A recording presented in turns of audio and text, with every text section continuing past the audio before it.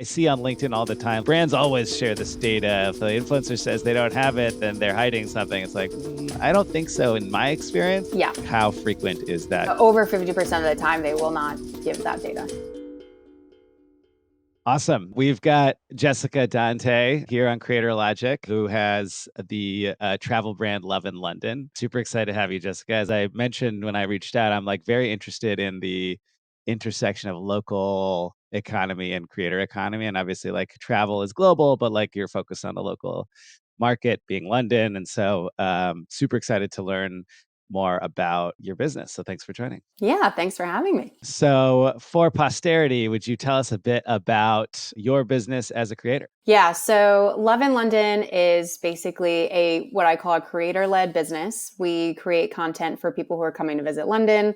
So, for example, Instagram Reels about restaurants to go to, or YouTube videos about how to take the tube, and things that are just really important for anyone who's coming to London, and especially that maybe wants to get a little bit off the beaten path and not only go to see Big Ben and the London Eye and all the classics. We do cover those as well.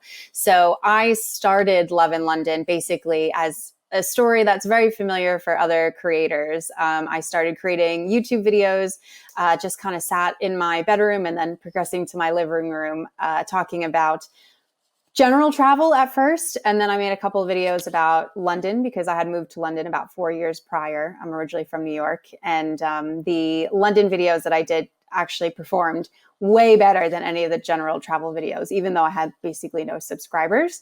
So I was like, all right, cool. Well, this is a really good business model. I don't have to travel all the time to create content, and I can get to know London and spread the good word about visiting London. So that was about 8 years ago that I started, and I built up the YouTube channel, started working on Instagram. After about 2 years, I ended up being able to go full time with it and have just been going since then. So now we are on most of the different social media channels. We monetize through mostly selling our digital travel guides. So they're guides for people who are coming to London and they want an itinerary that's already made, or they want a curated list of places to go. And we also do the usual things, brand partnerships, affiliates, and stuff like that, which I'm sure we'll talk about. And then excitingly, we have expanded in the last couple of years so fast that we're actually pulling me out of the content because I've been the face of it for the last 8 years. We have already started introducing other on-camera talent in our short form videos. And then we are next week introducing them into our YouTube content. And then the reason for that is that it gives me more time to work on building the business. So we're actually launching Love in Paris this year, which we're doing a staggered launch. We just launched our website last week. Instagram and TikTok launches next week. And we will have a bunch of Paris locals who know the city really well, who will be doing very similar to what we've done in London, which is explaining how to visit the city like locals do. That's awesome. Well, congrats on the impending launch of Love in Paris. Thank you. A lot of interesting stuff in there. I guess I'll start by asking, why do you think that the London content you were making was performing better than the general travel content? I think it goes back to just the niche thing. There wasn't that many, especially on YouTube back 8 years ago, almost 9 years ago now. There wasn't really anyone creating content specifically about London, but that was focused on giving tips, like actionable tips for people who are coming to visit. Even, our tourist board wasn't really doing anything on YouTube at the time. Actually, our first few videos about London all performed really well in Google search, not just YouTube search, because it was those videos were fulfilling something that people were Googling, and they were obviously clicking through from Google onto our YouTube videos. So even now, a lot of our YouTube videos, especially quite a lot of the older ones, I still get quite a bit of traffic from Google search specifically. So yeah, I think we're filling, or I was just filling a search void that other content wasn't doing, especially video content. There was a lot of written content, but I think the video kind of cut through what was already out there. Got it. That's really interesting. So you have a big chunk of audience that's coming from search, and then I assume you have some that follow you regularly. Yeah. What's kind of the difference between those people? The regular people are, some of them have been around for a really long time. They're definitely the more loyal followers. And then the people who are coming through search are sometimes coming and they will binge watch our videos. So if we're talking specifically about YouTube, so that's great. So obviously we do benefit from a lot of traffic from suggested video. I think our number one traffic source is still browse at or has been in the last year or so. So when people get onto our videos, if they do watch one or two of them, it does seem like they do get served a lot of them. And we have so many people that are like, we binge watch all your videos before we come, when I like meet them out and about in the city. What I was thinking about even like quite early on was those two different types of audiences. Like, how do I make sure that we are still capturing and doing something with the people who are not as invested and that aren't watching as soon as new videos pop up and aren't like invested in me and what we're doing all the time. And that was where I started to collect email addresses, because Mm. I was just like, you know what? I need to be able to turn maybe someone who's just a one-time passive viewer into potentially, either at that time I wasn't really selling anything. So I was like, if I can email them and tell them, look, we have another video, then I can maybe try to shift them into someone who's watching more and more. Alternatively, as we started to grow and I started to sell digital products, that was having that email list was a case of, okay, now we've got these people who we have been keeping almost as warm leads for a while. And then eventually we can get them to transact with us. So that was kind of the thinking in the beginning, and it's gotten a lot more complex since then. But yeah. That's really interesting. So the top of your funnel is largely search. Is that true across all of your socials? No, it's kind of a mix. It is search, it's also browse, and then across short form, that is basically just video discovery. So especially for Instagram, Instagram has like grown massively for us. But across both Instagram and TikTok, we're reaching between 2 and 4 million people a month, and that's all from short form video. Which has been such a game changer for us. But we do a very similar thing on those channels. It's harder to convert those people, but we are always trying to get them onto the email list. So the majority of our short form videos, the call to action at the end is to sign up to one of our lead magnets. And then something we implemented 3 months ago was using ManyChat. So I went through this program that basically taught me how to use ManyChat, how to set up different systems, had templates in place. And we now on our Instagram videos will say like, oh, they watched a video. And then at the end, we say, if you want our free Lendo 101 guide, just comment free guide and we'll send you a DM. And then we get their information through the DMs, and that connects to our email list. And that's actually grown our email list quite a lot. So that was kind of a challenge we were having with our short form video.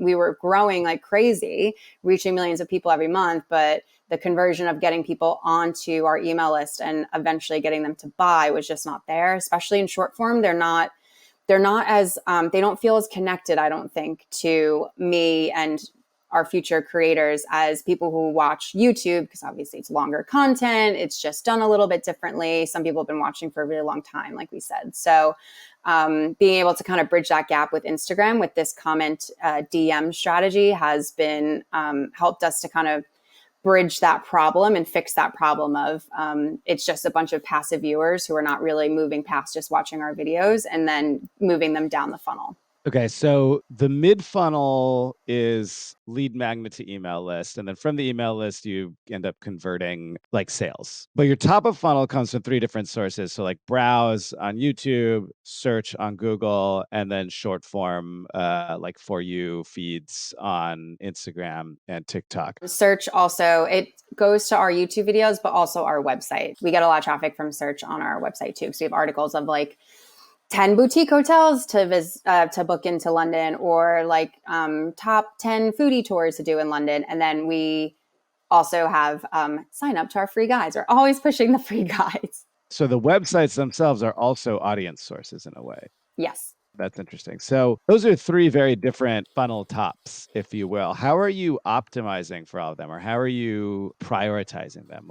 Tell me about your strategy. So at this point, I've brought people on to help because it did for a long time, for probably about like 5 or 6 years, basically until COVID started to lift. So the beginning of 2022, YouTube was always like the golden child. And it's still really big for us because, the reason I still keep investing in producing videos, which has now gotten a lot more expensive for us, is because we do see that return on the people who sign up to the email list, and also now brand sponsorships. But the focus always was on YouTube.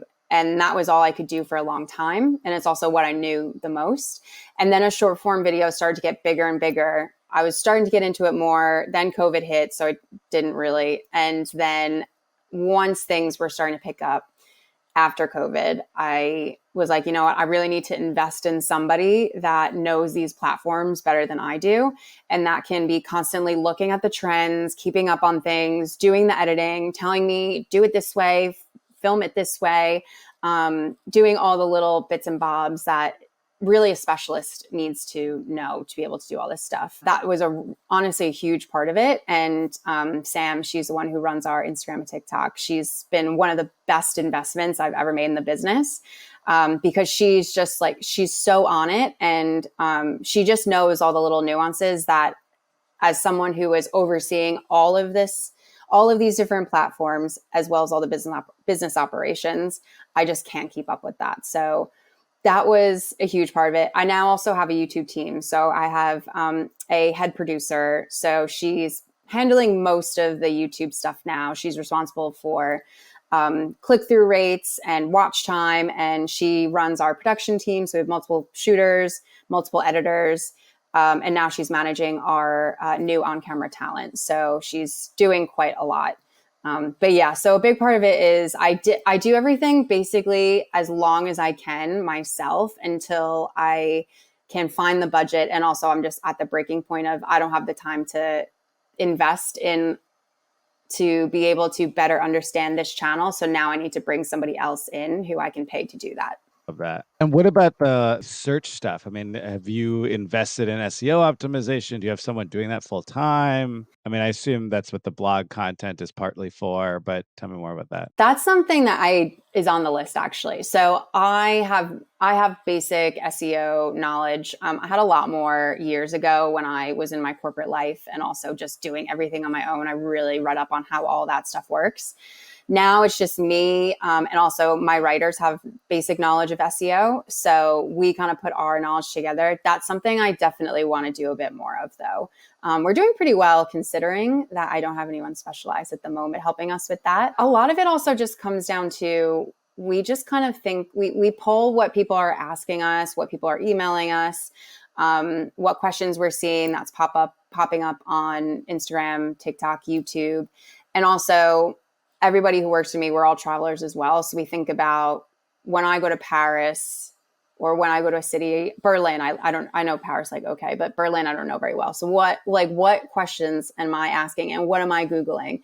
I actually was in Paris a few months ago and I sat down at a cafe and I realized I have no idea if I'm supposed to be tipping or not. I can't remember. So I Googled, do you tip in Paris? So I was like, all right, let me write that down. So a lot of it does come down to us just mining like the data that we kind of have from our audience already. And also just thinking intuitively, what are people going to be searching for that are in our audience, which is not the most technical way to do it. And if I brought somebody on, I think we could probably really increase our traffic, but I think it's pretty good for now. Awesome. Let's get into the specifics of the business. So what are your different sources of revenue? Okay, so for 2023, our biggest revenue stream was sales of our digital travel guides. So these are travel guides that we sell in our Shopify shop.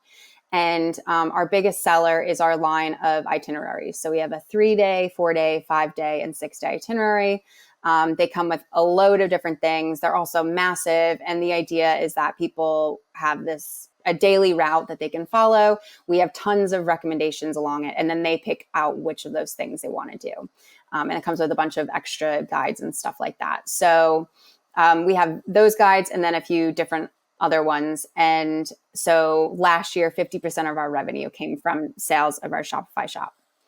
And that is always the focus for us, is we're just always trying to optimize that. We're doing a couple new launches this year, and we always want to be in a position where we don't have to rely on other companies to be able to make money, even though we do brand partnerships and things like that. 50% of revenue last year was from our Shopify shop for our digital travel guides. And then our second biggest driver was brand partnerships, which I believe was, it was about 20% last year, which was the biggest chunk that we've had for a few years now.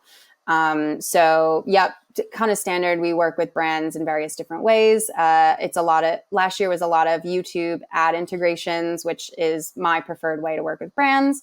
And then towards the end, we were starting to get some interest in our doing short form sponsored stuff. And actually beginning of this year, most of the interest has been in sponsoring our short form content, which has been really fun because I really like making that stuff too. We have AdSense on the YouTube channel. I think that was about 12% of our revenue last year. And then affiliate, which was, I believe, I looked at the numbers before we hopped on the call and I already forgot them, but that's okay. The difference would be 18%. 18. Yeah. Okay. So affiliate, I think, is around 11 or 10. So one of those was probably a little bit higher than I originally said. Probably brand partnerships. So yeah, affiliate is mostly from hotel hotel brands like Booking.com and Expedia. Also tour partners. So we work with like the big OTAs like Get Your Guide and Viator, but we also have some direct partnerships where we get a much bigger percentage. And those are always the preferred ones that we try to go with. That covers basically everything.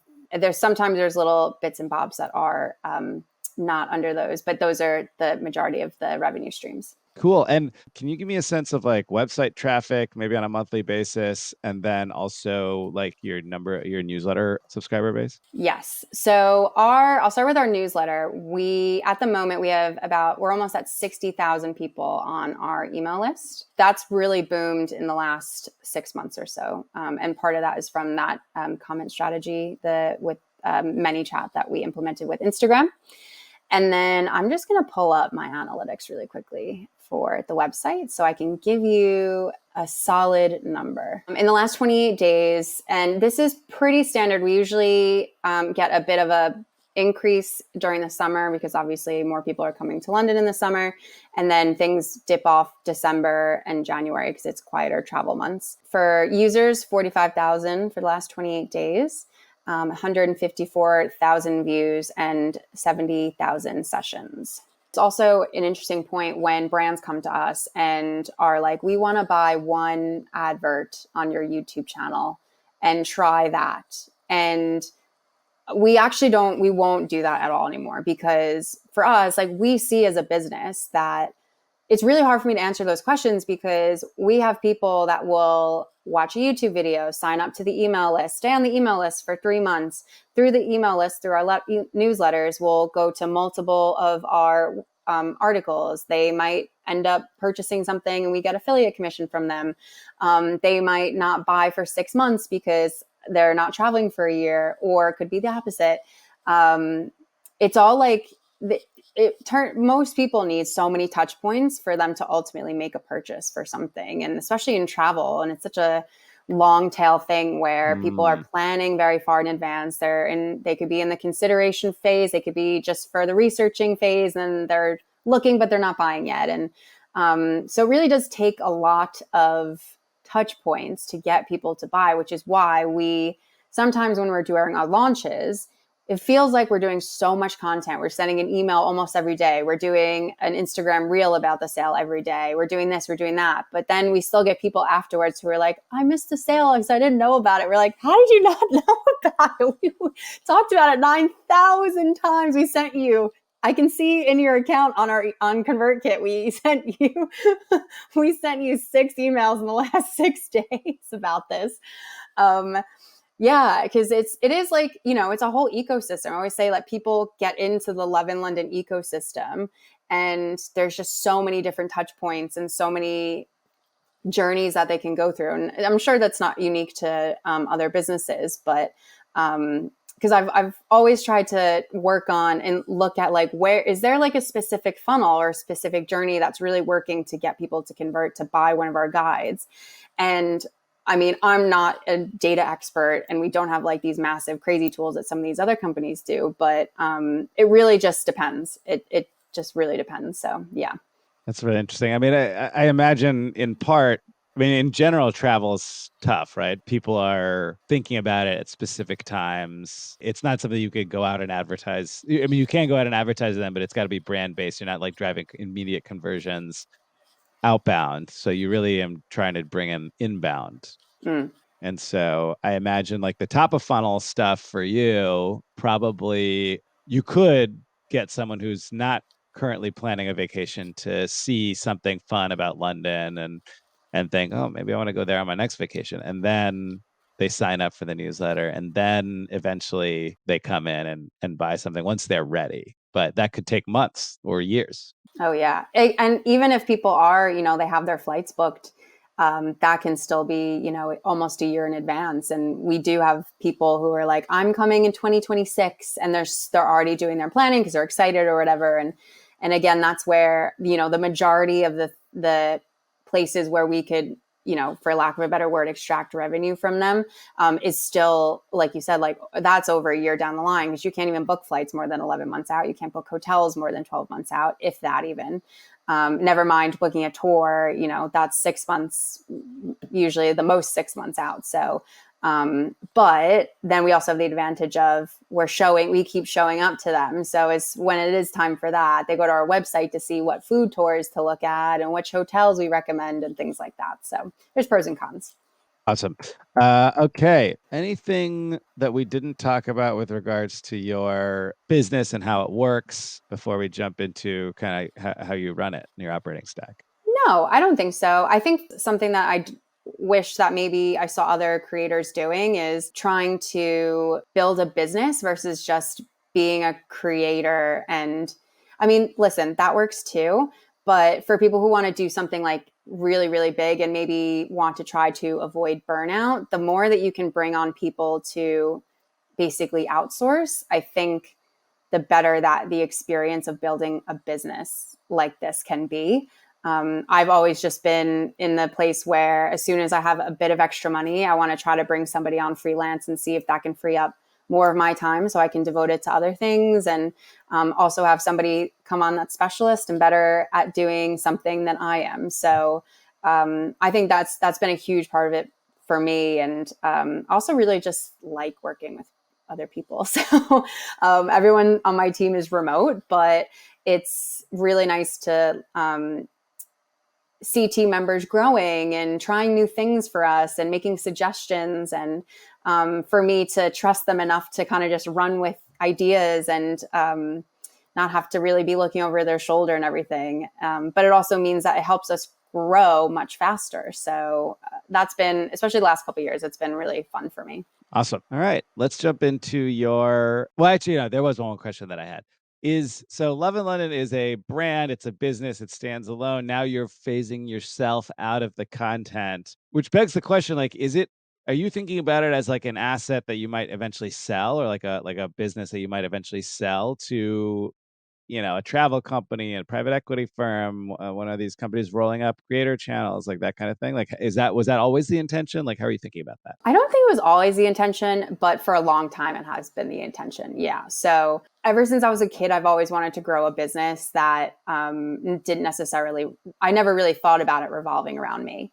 But yeah, the last few years, I have for sure been in a position where I've wanted to make sure it's something that if I ever want to get out of it for whatever reason, that I can. Or, I also am very aware of if something happens to me, if I get sick, if I, can't work for 6 months for, whatever reason, I want to have a business where I have options and it doesn't just stop and there's no revenue for not only just me, but for everybody else. So yes, it's been, that is absolutely the intention. Awesome. All right, let's talk about your operating stack. What do you use for your websites? So we are on WordPress and on GoDaddy, which is sometimes the bane of my existence. But yeah, I've learned WordPress when I was in college, and I basically haven't changed. Although my personal website is on Squarespace, but I don't really do very much with that. So, And why is GoDaddy the bane of your existence?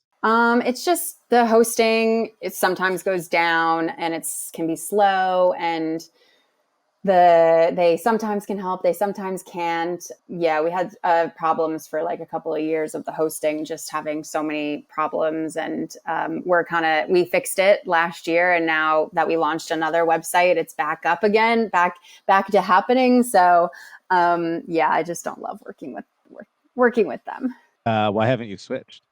That's a great question. I ask myself that all the time. I haven't on it. It's just kind of one of those things where it's like obviously kind of a big project, and it's beyond my scope of knowledge. So Hmm. it was once it got fixed, I was like, all right, fine, we'll keep with it. Now I'm like, should I just?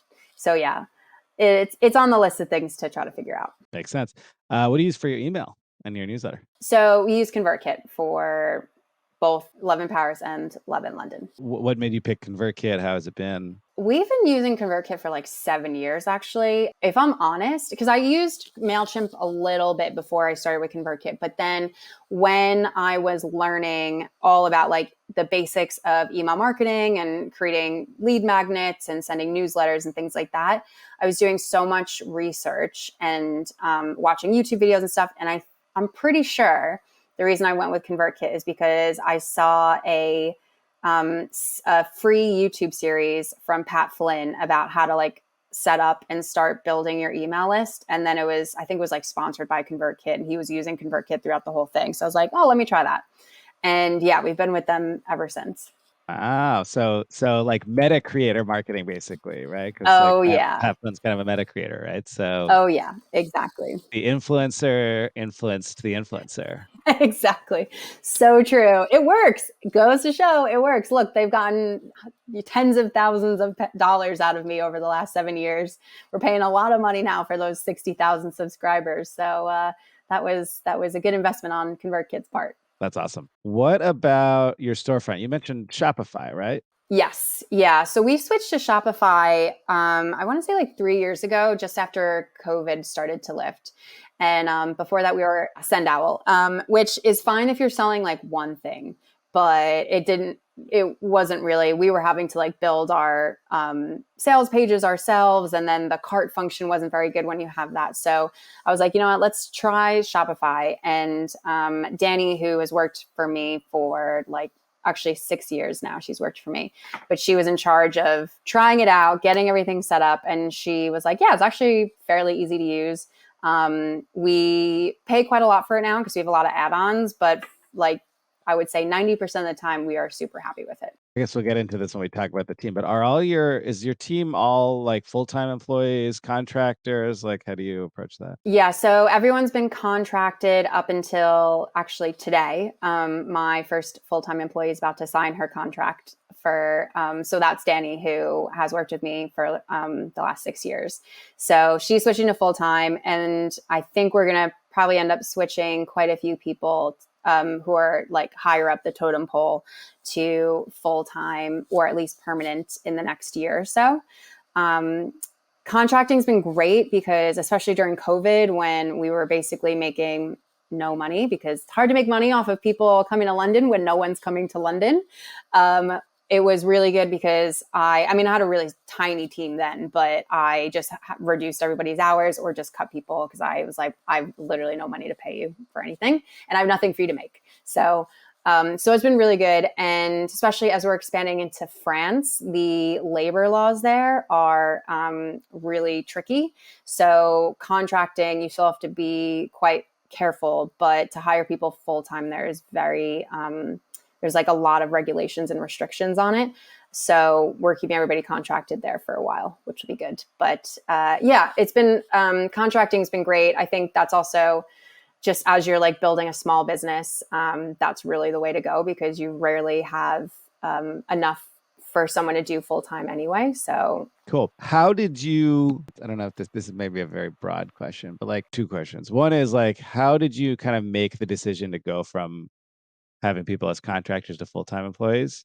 And then two is like, how do you manage the cash flow on that or think about the cash flow on that? Like, is that something that worries you? Is that something where you just have managed to save up enough that like you've got cushion, you're not worried about it? Like how are you thinking about that? Yeah. So for Danny, wanted to switch her to full time permanent because here in the UK, they are starting to crack down on companies that are employing people who should be really full time but employing them as contractors because it's like tax stuff or whatever. So basically, Danny's been doing full time hours for me for the last few months. And also, she's amazing. I basically never want her to leave me. So I wanted to offer her something permanent and for me to eventually like start to build on more perks for her and stuff. So, and thankfully she was up for it. So that was how that decision came about. And that will be kind of similar for other people that we move down the line who we will switch to full-time too. It's just that we'll have enough work for them.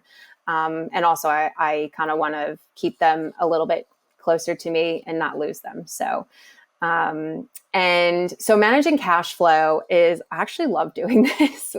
So I think probably part of the reason I love doing it is because we have really good cash flow. So, it's not stressful, but, basically there's a few different things I do. Every year I create a spending plan, alongside my projections for our revenue. So each quarter I break down, here's what I am predicting that we're going to bring in. And that will be from the different revenue streams. And then I'm also quite detailed on here's what I think we're going to spend on for each quarter.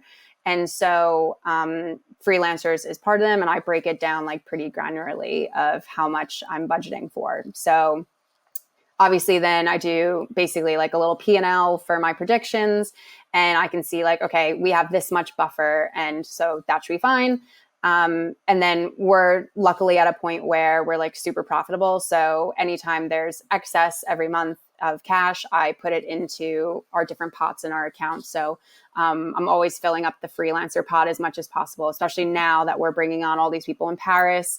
I think I'm spending about 18 grand in pounds a month right now for freelancers and for everyone that I'm paying. And by the time we get to like July, that's probably going to be up to about almost 30 grand, which is like $45,000, I think, a month.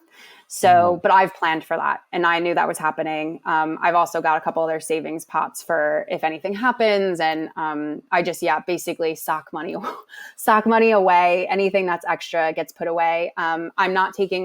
I'm taking a comfortable salary, but not an amount that I could take a lot more, but just to make sure that I'm reducing stress as much as possible. And we have, in case something happens with cash flow and we have a few down months, we're still good to go. Got it. So your strategy for like long-term wealth is sell the business. Makes sense. Okay, awesome. Back to the stack. For link in bio, if I remember, I use Linktree. Yes. Yep. And we're paying for that now, which is pretty good, actually. It's like, I think it's only like $3 a month or something. We're paying for the ability to see analytics over a longer period of time, which is helpful for us for our Shopify shop, but also when we're doing brand partnerships. So a lot of times brands will not give us any stats on click-throughs from what we do for them. So I want to be able to see over time, if we leave links in the link tree, how many clicks that they're generating. I think there's a couple other reasons why I decided to, but it was mostly for the analytics. I wanted to be able to see that over time. Especially because we have like pretty static ones of links to our products, links to our freebies and stuff that I want to be able to see like in the last year, in the last 6 months, how many people have clicked through and like where there bumps up at certain times of year. I think I just went with that because I think I used it like a few years ago, and then because it just was the only one on the scene at that time, and then I was just stuck with it really. You are paying for Linktree so that you can get the click data because brands won't give it to you. So when you ask a brand, hey, like how did we do? They just say, hey, we can't share that. Sorry. Sometimes, yeah. Hmm. Yeah. Like what percentage of those would you say like won't do that? And I'm asking because like I see on LinkedIn all the time, like influencer marketing thought leaders are like, oh, like brands always share this data. If the influencer says they don't have it, then they're hiding something. It's like, I don't think so in my experience. And like you just confirmed that, like so much so that you're paying for a tool so that you can get the data yourself. Yeah. And I'm curious kind of like how frequent is that? Over 50% of the time, they will not give that data, I would say. And that's pretty wild. I know. I mean, I feel like I've posted about LinkedIn on that too. We would love to have that data because I want to know if you're not happy with it, or if you're telling me you're not happy with it, I need to see what that data is. Also, if you've not told me what you would be quote unquote happy with, that's a problem as well. First of all, obviously, I want that data for case studies. But I also just want to see, like, how is it working? How is it not? I want to try to make this work. And I think it's really short-sighted I can understand a bit more the conversions, but the conversions, oh my God. Like sometimes every once in a while, a brand will give me conversion numbers, but even like some of our really good partners will not give me conversion numbers. So Why do you think that is? Just leverage? yeah, exactly. Yeah, leverage. It's definitely leverage. And I also, because usually in contracts we sign like a confidentiality thing, so that would be covered anyway. So it's not. I wouldn't put that in like a case study that I would share with another brand unless they said that was okay. Because I appreciate that is a bit more sensitive data, but yeah, crazy. Interesting. Who do you use for affiliates? We kind of just are across the board. So we are signed up with all of like the individual programs, which is kind of a pain. Okay, so direct to brand. Direct to brand. Yeah, Yeah. exactly. I prefer that over any of the like aggregates because I like to see the data. And some of the direct ones, you can see like really good data. So I love to pull that and see like what's working, what's not. I can see like which articles sometimes are driving the most sales, things like that. So yeah, it's like almost fully just directly with the brand. Sorry, what are some examples of the brands? For example, Expedia they're under Partnerize. They use the tool Partnerize. We're also with Booking.com. They have their own tool that they built, which you can see like analytics and reports as well. We have it with Get Your Guide and Viator. They both have their own platforms, which are actually provide really good data. And then when we work with smaller companies, still like largish companies, but not as big as those ones. For example, we work with a company that's called Walks. They do tours around London and the world, and they use a tool called like Tap Affiliate, which isn't amazing, but it's fine. It's good for what it is. We can get some of the data that we need and stuff like that. And then I think a couple of the brands are on like Impact or CJ, which is a frustrating platform, but yeah. Got it. What do you use to manage all of these projects? Like everything across the board, or Yeah, just in general for your business, like how do you do project management? I live and die by Asana. Like if Asana shut down tomorrow, we wouldn't be far behind. I don't know. Couldn't live my own life, honestly, because I put my own life stuff in there. So Asana's task management, and how we really use it is the whole team's on there, and it's basically to-do lists. So we have different projects. So there's one for the London YouTube channel, one for the Paris YouTube channel, social media, email, this and that. And then everyone's in each of the projects that are affiliated with what they do. And then you can make a template task. So for every YouTube video, we have a template task that just gets duplicated. And then all of the due dates get put in for each of the subtasks, which is great because obviously, especially YouTube video, there's 9 million things that have to get done before that's going to get published. And then stuff after it gets published. So it's great because there's so many of us now that I basically, if anybody needs me to do something, they don't even have to email me or Slack me or anything. They just put it in Asana and they give me a description of what they need me to do. And they give me the deadline for when it needs to be done by. So it actually reduces that like back and forth communication. And it's just very clear. And I do the same thing for them. So if I need something done next week, if I need this report, I just give them the name of it, the description, and then the deadline. And then they can either submit it over email or directly in Asana. So it's great. That's a huge part of what, like everybody has to get on board with Asana, no matter what they're doing with us. It is a must, and they have to learn it quickly because we do everything on there. And then we also use Slack for communication. That's more of like quicker questions and stuff like that. And we use Dropbox for all photo and video assets that we're holding. And that's where our social media stuff goes. Reels and TikToks, we back everything up there. We use Google Drive for documents mostly and spreadsheets. And then we are using Notion more and more for static things that don't need to be edited. Because we prefer to use Google Docs for if there's like an article that's been written and we need to make adjustments and comments and stuff. But for anything that's static, that goes into Notion. That's where we have like our company HQ, which has the like, here's how you invoice us. Here's our mission. Here's where you find all the brand colors, graphics, things like that. And they can just go to that one page and it has all the information there. So stuff like that. Wow, you put together a whole like company HQ with like HR stuff. That's cool. Like onboarding docs. Yeah. Did you hire someone for that or did you do that yourself? Danny did most of it. And then I've gone in and refined it. I was working on it yesterday, actually. And she was doing a bunch now. But it's because we started as just the one page and now we've got like the company HQ and then now stuff that's relevant to specifically London and specifically Paris. So we've kind of a big challenge we've had over the last couple months and we'll continue to have is what things are done. So the umbrella company of Love in London and Love in Paris is called Dante Media. So we're trying to figure out what goes under Dante Media, what do we keep separate from Paris and London and things like that. So that's kind of like growing pains we're working on at the moment. And that's where Notion, we're trying to figure that out with Notion as well. Awesome. Are you represented? So yes, we have a manager, Rebecca. She's from September Talent. And so she's doing all of our brand partnership stuff. How is that? How did you find them? How do you like being managed? She's good. She's the second person I've worked with on this basis. I worked with a friend before COVID and a bit during COVID who was doing similar for me. And yeah, Rebecca's been great. She's really like seen the ups and downs of, she's always surprised at some of the lowball stuff that comes in for us. Travel can be really tricky, especially the margins are quite low for a lot of travel companies and they haven't really gotten into the influencer stuff as much as like consumer brands have.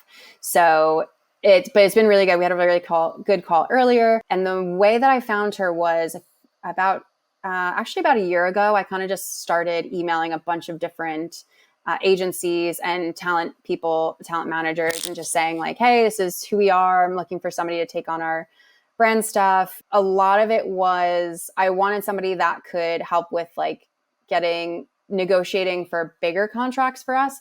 But I also just really needed somebody to help with time because I just didn't have the time to like hop on calls with every brand that came in and to find out what they were looking for and things like that. So she's really pulled that off of me, which has been so great. Does she bring business or is she primarily handling your inbound? I'll tell her if I see brands that are like sponsoring other creators and she'll try to like see if she can find contacts, but everything that we've worked on together has been inbound for us. Video production, what does that look like for you? In terms of tools that we use, so I've been pulled out of that more now, but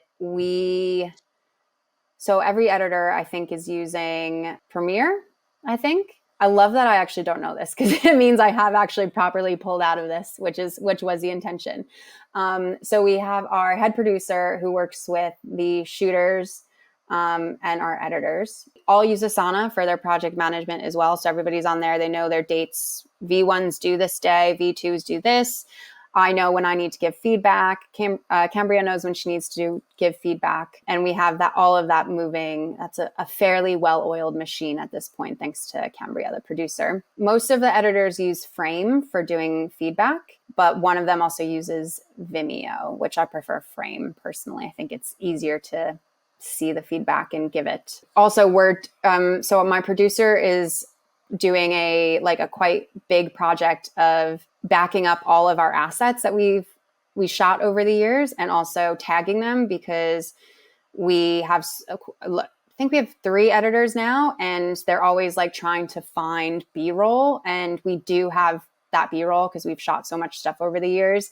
But she's basically getting everything uploaded into Dropbox, and then we're going in and tagging things so people can easily search for, like, oh, I need a shot of London Bridge, and then they can find that tag and find that footage. So that's a big project that she's working on for a moment, and that's all going in Dropbox. Do you do your distribution direct to platform? Do you use like a tool like a Repurpose or something like that? No, just direct platform. And then finances, accounting, banking, credit card, like anything creator specific or special about that, or more business focused? More business focused. I use Zero for all the accounting stuff, and that my accountant gets tapped into that as well. I use Monzo for banking, which is awesome. That's the best banking, business banking I have used. I really love it. And then also when I'm doing my projections for the year for my like P&L, basically, I just actually do that in spreadsheet, just in Google Sheets, so I can adjust that as needed. Yeah. Does that kind of cover it? Those are like UK specific, I assume, Zero and Monzo. I think Monzo's in the US as well, and Zero's in the US too, but it might be bigger here in the UK.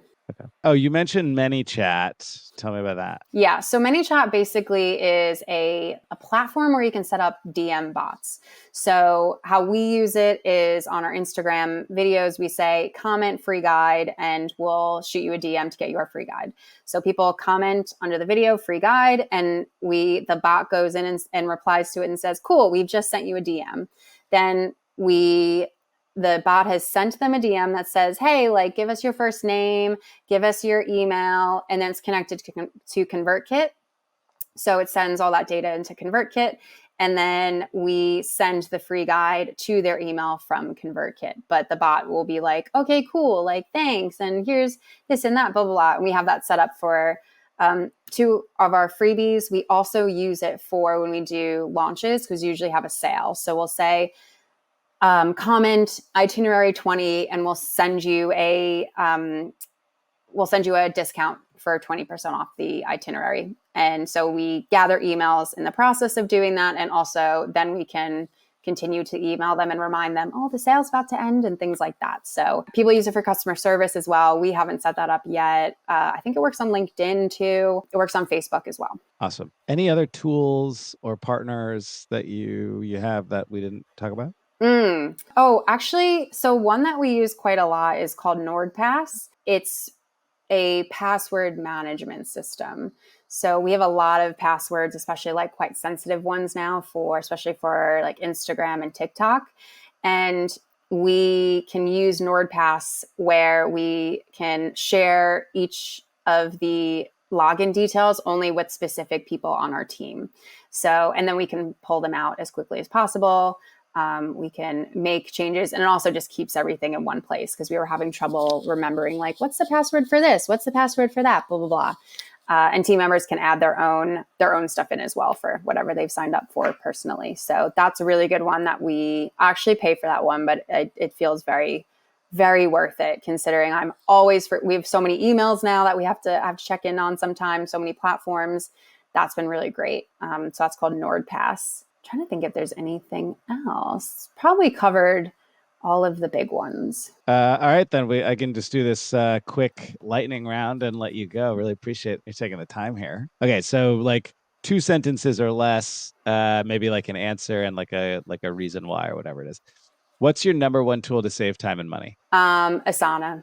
And because I don't have to think about what did people ask me that they needed me to do. They just assign it to me, and then I know when it needs to be done by, and it cuts out so much communication time. Nice. With free money, who would you hire? Ooh. At the moment, I think it would be somebody to do paid social advertising. Yeah, I think so. What's contributing most to your growth? Instagram, and the person who runs it, Sam. She really knows what she's doing. So that's really, really catapulted. That's awesome. What strategies or habits do you swear by? Shutting off at the weekend whenever possible, because personally I have to have the off time. If I end up working through the weekend, I end up that next week just not being productive anyway. So I need to have that break time, and also taking proper holiday. like, I just think that's so important for everyone. It's also where I get my best ideas and my best like inspiration for the business, like very overarching stuff. So I think that's really important for people to really do that, because I think, or not just take time off. You don't have to go anywhere. Just take time off, shift. I mean, go stay at a friend's house or something, and give yourself that mental space. What's the biggest risk to your business? Other content creators just giving all of their information and knowledge away for free. What do you wish you knew when you started? Oh, that email, like email is so, so, so important. I wish I did start it pretty early, but I wish I had started it even earlier. How do you think of yourself? Creator, influencer, artist, solopreneur, entrepreneur, or something else? Entrepreneur, for sure. And who influences you as a creator? Tori Dunlap from her first 100K. I'm basically always watching what she's doing. She's built an amazing business. She's still the face of it, but she also has quite a big team around her. And she's doing really cool things, making good money, but also making a difference and being honest and truthful.